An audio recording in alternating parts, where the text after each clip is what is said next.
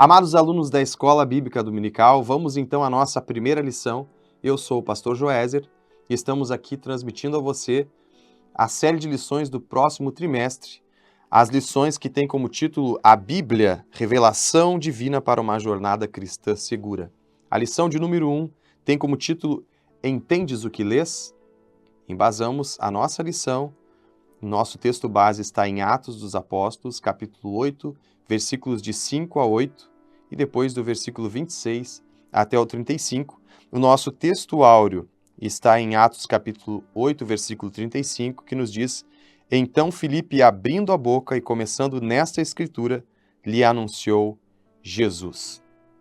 Importante nós não esquecermos o propósito central desta primeira lição, que tem como título Entendes o que lês, porque fazemos uma análise da abordagem maravilhosa deste evangelista Filipe, que foi um instrumento de Deus para a salvação daquele mordomo mor de Candace, a rainha dos etíopes, quando Filipe alcança para este homem a salvação.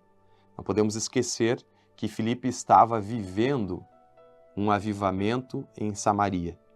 Ele estava sendo instrumento de Deus para aquele grande avivamento na cidade, que o versículo 8 diz, e havia grande alegria naquela cidade. Mas chama a atenção que Filipe, ele não questionou a ordem do anjo do Senhor, que diz o texto, que o comissionou a ir a um lugar deserto. E por isso, na nossa introdução, nós começamos com uma pergunta: como assim deixar um grande avivamento que havia em Samaria, no qual Filipe era o meio que Deus estava usando, para atender apenas uma pessoa? É por isso, amado aluno, que nós precisamos estar atentos à voz do Espírito Santo de Deus. O propósito de Deus é o reconhecimento particular, reconhecimento individual a respeito de sua salvação. Deus quer nos usar para alcançar a sua palavra a pessoas específicas, pois a Bíblia diz em João 3,16 que nós podemos considerar esse texto como texto áureo da Bíblia, que Deus amou o mundo de tal maneira que enviou o seu Filho para que todo aquele que nele crê não pereça. Vejam, Deus amou o mundo de tal maneira que enviou o seu Filho, mas o propósito é para aquele que nele crê. Ou seja, existe um propósito particular para cada pecador e nós precisamos estar aptos a entender isso. Filipe estava disponível, Filipe estava apto a anunciar a palavra de Deus, tanto a multidões como a uma pessoa em particular.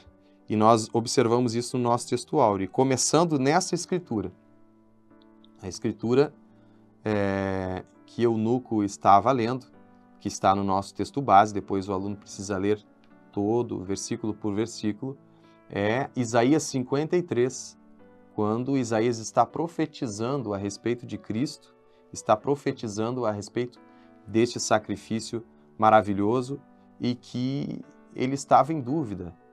Ele está falando a respeito dele mesmo, o profeta, ou está falando a respeito de outra pessoa? E quando Filipe faz a pergunta, entendes o que lês? É importante nós observarmos que a contra-pergunta que o eunuco faz, no versículo 30, ele diz assim, como poderei entender se alguém não me ensinar? E essa pergunta que deve calar no seu coração, aluno, porque Filipe está diante de uma realidade. E qual era a realidade? A realidade é que aquele homem estava lendo a Escritura, mas ele não estava compreendendo. E nós, como igreja, temos como principal, e eu diria, a única tarefa que ainda nos mantém aqui, nesta terra, é sermos aptos, assim como Filipe, tanto a pregarmos a multidões, mas também na individualidade podermos anunciar a Jesus Cristo. É importante que a Bíblia destaca cada palavra, cada detalhe do que Filipe deveria fazer, mostrando que o Espírito Santo de Deus, ou como diz o texto, o anjo do Senhor deu os detalhes do que Filipe deveria fazer, até ele chegar e acompanhar a carruagem. Mas a partir daí, a pergunta de Filipe foi espontânea, foi ele que fez. Entendes o que lês? Por quê? Porque ele tinha consciência de que estava ali para esse propósito, para ensinar a palavra de Deus, para mostrar para aquele homem o caminho de salvação. Quando aquele tesoureiro perguntou a respeito daquele texto específico, e ele perguntou, me responde uma coisa, versículo 33, rogo-te, de quem fala, de quem diz isso o profeta? De si mesmo ou de algum outro? Quando esse eunuco, um mordomo mor, um alto tesoureiro dessa rainha dos etíopes, quando ele fez essa pergunta, ele mal imaginava que o texto estava falando a respeito de Cristo, mas não somente isso. O texto estava se referindo a ele, aquele eunuco, ao qual a salvação foi estendida. Ele pôde receber Jesus no seu coração começando por esta escritura, e pôde chegar plenamente, depois de compreender plenamente o plano de salvação, pôde chegar às águas do batismo. Então nós colocamos no ponto 1, mas qual é a ciência e a arte da interpretação?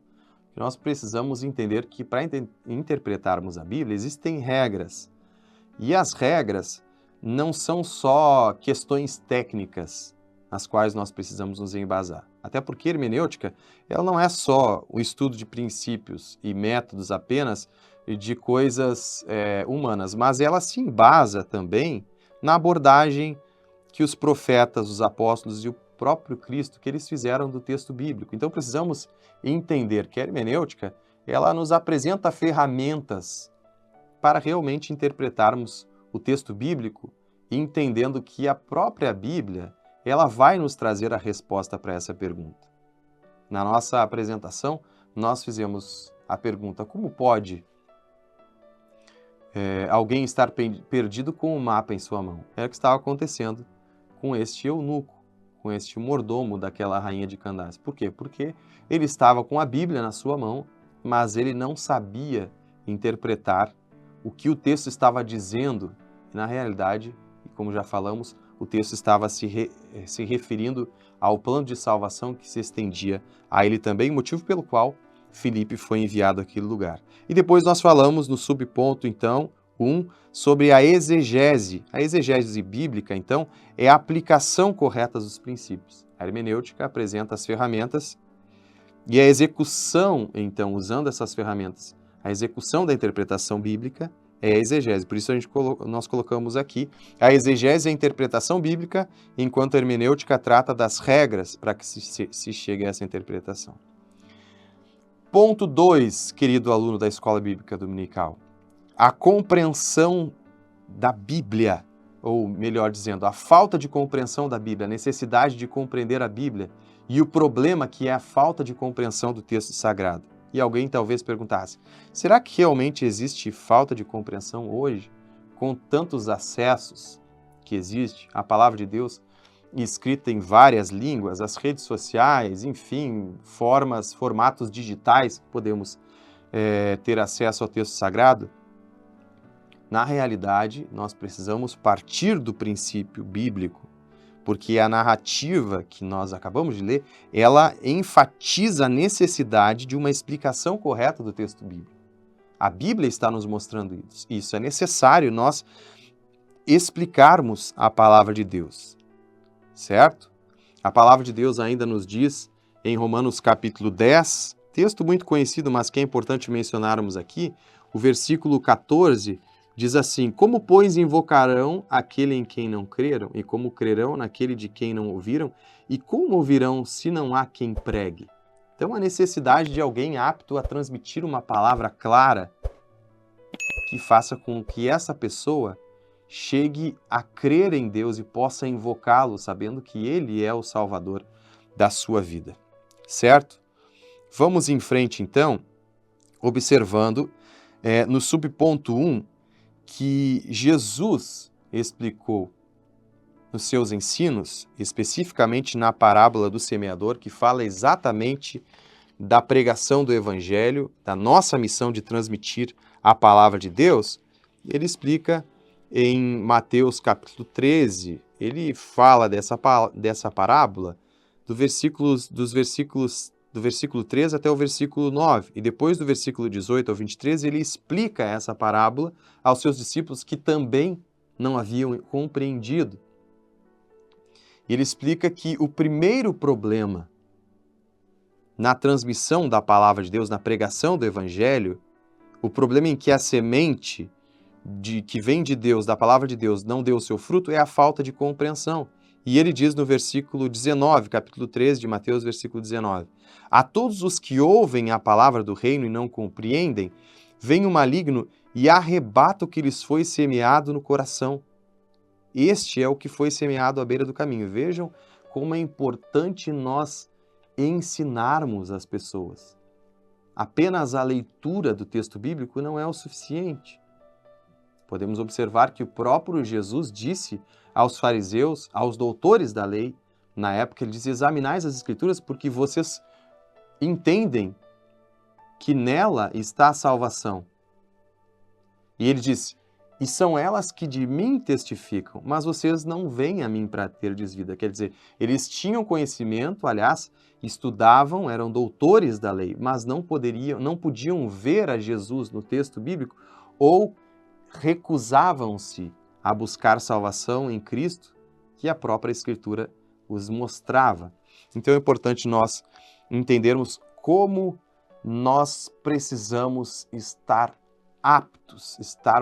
aptos a ensinar as Escrituras, a fazer com que as pessoas compreendam, para que o desperdício da semente não seja a nossa responsabilidade.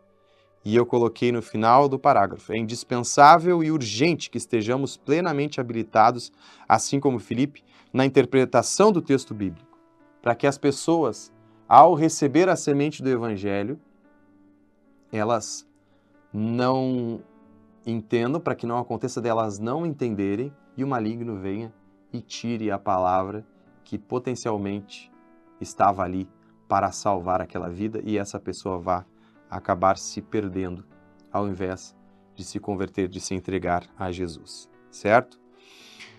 Ponto 3, amado aluno, a interpretação correta da Bíblia.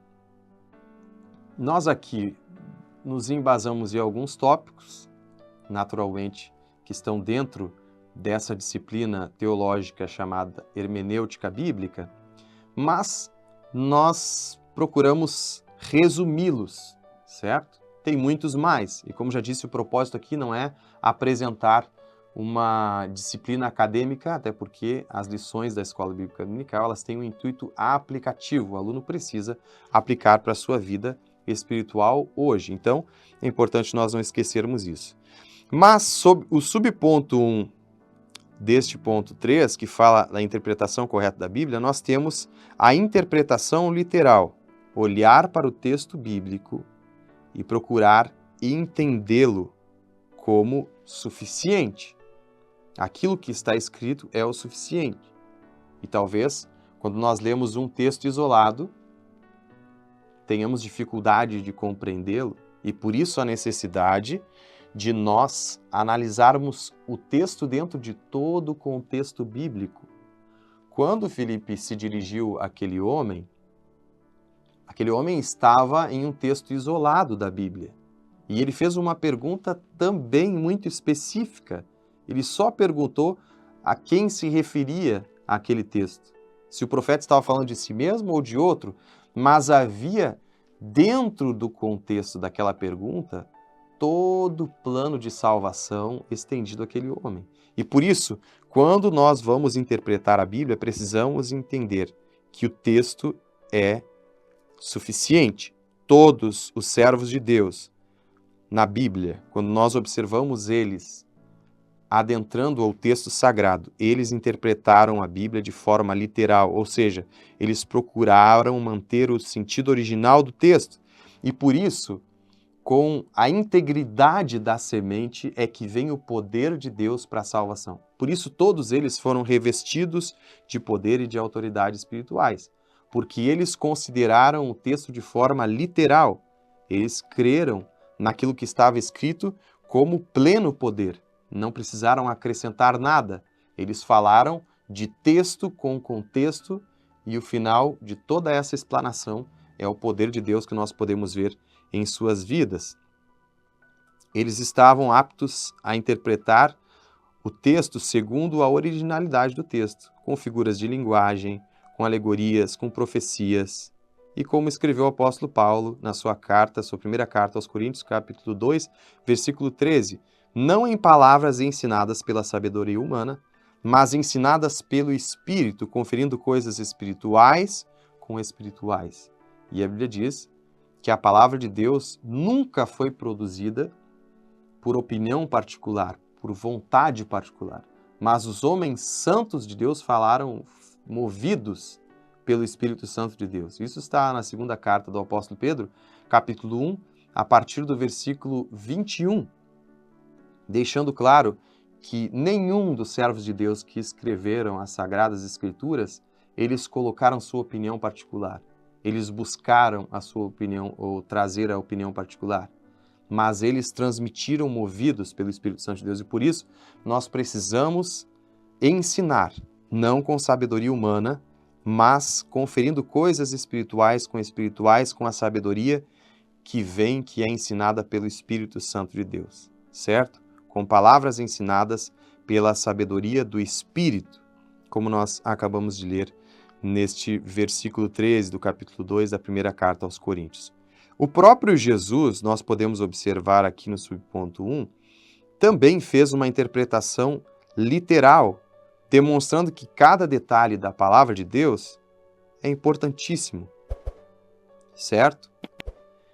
Mateus capítulo 5, versículo 18, ele deixa bem claro que tudo depende da palavra de Deus. É importante também mencionarmos esse texto para juntos observarmos a importância do texto sagrado. Mateus capítulo 5, versículo 18, Jesus diz o seguinte: porque em verdade vos digo que até que o céu e a terra passem, nem um jota ou um tio jamais passará da lei, sem que tudo seja cumprido. O que Jesus está dizendo aqui, sendo mais específico, ele está dizendo que tudo o que está criado, tanto os céus como a terra, até mesmo eu e você, não somos mais importantes do que a palavra de Deus. A palavra de Deus, seja um i ou um tio, ou seja, as menores letras, seja do alfabeto hebraico, que é a escrita original do Antigo Testamento, seja do grego, que é a língua original do Novo Testamento. Cada um desses detalhes, ainda que seja um ponto, uma vírgula, um tio, um i, cada detalhe é mais importante do que tudo que está criado. Essa é a importância do texto bíblico e por isso devemos interpretá-lo de forma literal e não podemos omitir nem o detalhe do que está escrito, porque Jesus disse, tudo vai se cumprir. Os céus e a terra vão passar, mas cada um desses detalhes do que está escrito está acima de toda a criação. E eu e você, como arautos do Evangelho de Cristo, precisamos submeter-nos a um texto suficiente e poderoso e eterno, certo? E Jesus deixa muito claro isso.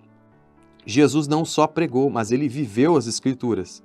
É importante que nisso ele mostra a suficiência do texto bíblico.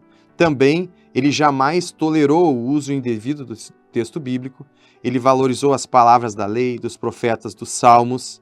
Inclusive, Jesus tinha o cuidado de apresentar a si mesmo, apontando a si mesmo e os seus feitos em cada uma das profecias que o prenunciaram, certo? Passando então ao subponto 2, nós já falamos alguma coisa, mas vamos seguir falando. A Bíblia interpreta a si mesma. E eu coloquei no início do parágrafo, Deus jamais seria o autor de algo incompleto. Jamais. Nós precisamos simplesmente aceitar a palavra de Deus.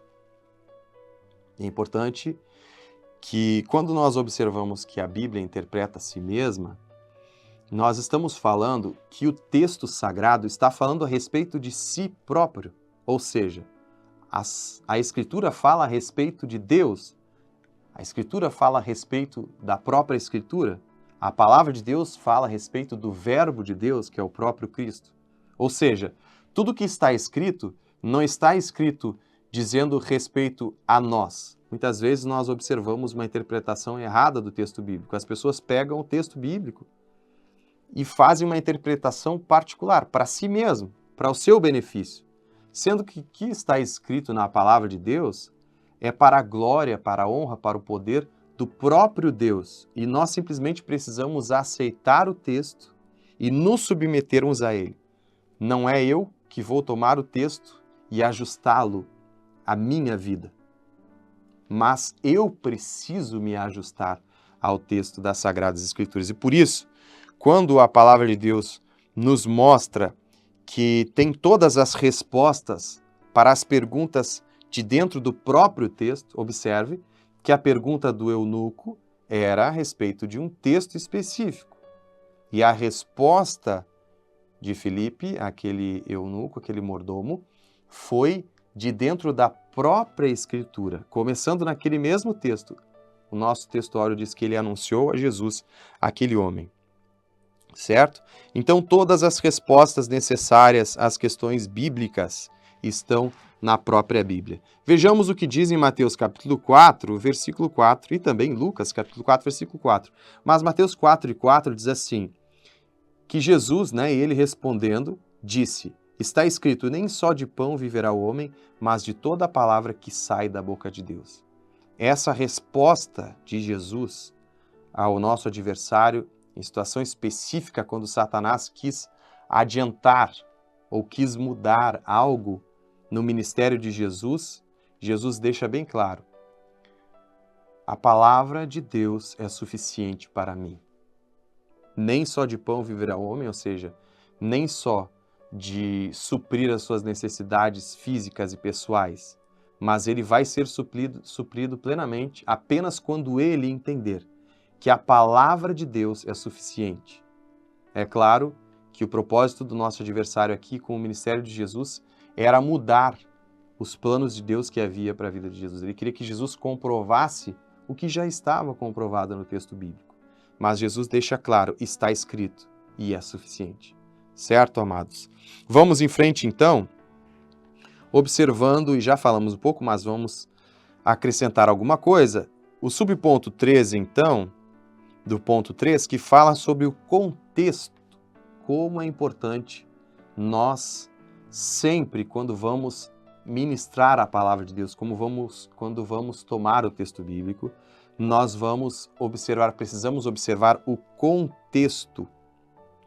Então, não podemos deixar, cada vez que tomamos o texto sagrado, de observar que a Bíblia ela é uma obra divina. E por ser uma obra divina, ela tem uma sincronia perfeita.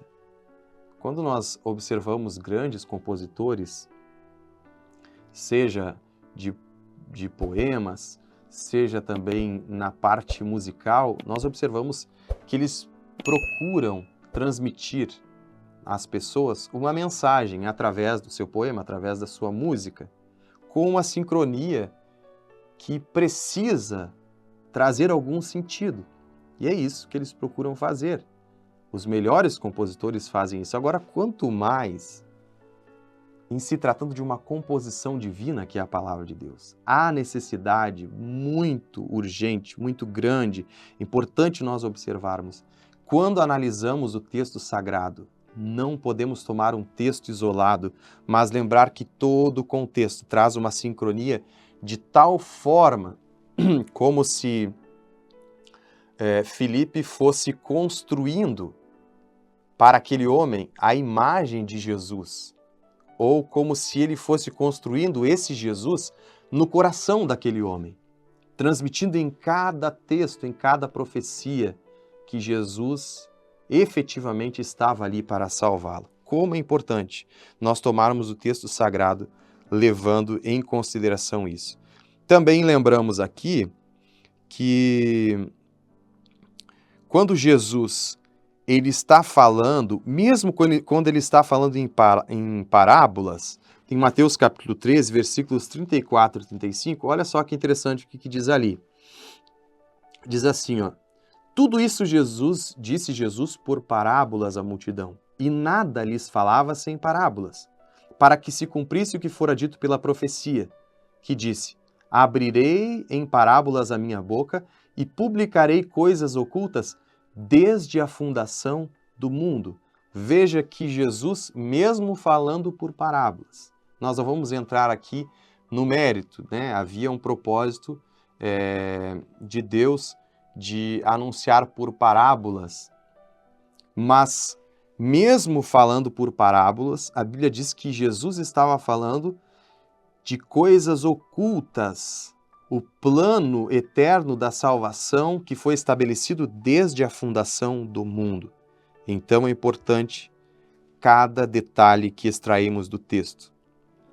Não podemos esquecer que cada um desses detalhes precisa concordar com o todo.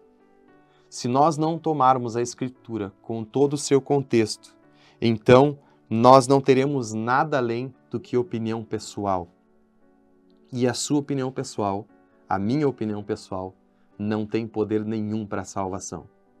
Mas quando estamos falando da palavra de Deus, estamos falando de uma obra perfeita, suficiente e poderosa para a salvação, como disse o apóstolo Paulo, de todo aquele que crê. Ponto 4. Aqui vamos, então, amados alunos, ao final, o grande privilégio que temos. Por quê? Porque nós fazemos parte, nós estamos vivendo o período da igreja, o período da graça, em que Jesus não é uma promessa, mas ele é um ser real, histórico. Não esperamos um Jesus que vai fazer ou cumprir, pois ele já executou plenamente a sua obra. Então temos um privilégio extraordinário. Em Lucas, Jesus fala sobre isso aos seus discípulos, chama a atenção da importância do que eles estavam vivendo. Capítulo 10, versículo 22 de Lucas, ele diz para os seus discípulos. Vamos ler só o versículo 23, porque eu coloquei aqui versículos de 22 a 24. Vamos ler o 23 e o 24 para nós resumirmos. E voltando-se para os discípulos, disse-lhes em particular: bem-aventurados os olhos que veem o que vós vedes, pois vos digo que muitos profetas e reis desejaram ver o que vós vedes e não viram, e ouvir o que vós ouvis e não viram. Eles estavam ali diante da salvação, diante de Jesus. E Jesus chamou a atenção do grande privilégio que eles estavam tendo. Eu e você, amado aluno da Escola Bíblica Dominical, nós somos privilegiados, porque a palavra de Deus é uma realidade na nossa vida, o cumprimento profético e a salvação através de Cristo são uma realidade, devem ao menos ser uma realidade na nossa vida. E quando nós olhamos para isso, nós olhamos para o texto sagrado como uma realidade que não só já se cumpriu efetivamente na obra de Cristo, na cruz, mas que cada uma das profecias ainda está se cumprindo. Por isso, o subponto 2, nós falamos sobre o cumprimento profético escatológico. Como dizia Billy Graham, o grande evangelista do século, ele diz: a Bíblia é mais atual do que o jornal de amanhã, certo? Então nós temos acesso a uma palavra que já estabelece uma salvação. Imagina, amados alunos, se os nossos irmãos no passado, diz ali em Hebreus capítulo 11, eles viram as promessas como que de longe, mas de tão convictos e tomados de fé que estavam, eles abraçaram essas promessas. Eles transmitiram uma mensagem contundente para a salvação do mundo e muitas vezes uma só pessoa, um profeta, um juiz que mudou a história na sua geração. Agora imagine nós que vivenciamos o cumprimento profético pleno a partir do sacrifício de Cristo, que é uma realidade na nossa vida. E finalizamos, então, lembrando que o que você vive hoje, a realidade que você vive hoje, é resultado da salvação real na sua vida, que só aconteceu porque houve a disposição de alguém em te explicar a palavra de Deus, em alcançar a você um evangelho pleno, um evangelho integral, que realmente trouxe a mudança de sua vida. Imagina, se você vive essa realidade, é porque alguém te anunciou uma palavra tão poderosa que colocou de forma contundente você dentro do propósito divino.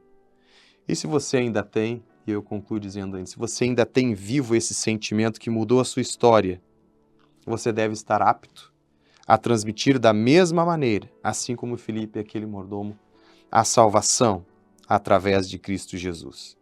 E aí, Tiago, capítulo 1, nós vamos ler, lembrando que o versículo 22 diz: "E sede cumpridores da palavra, e não somente ouvintes, enganando-vos com falsos discursos."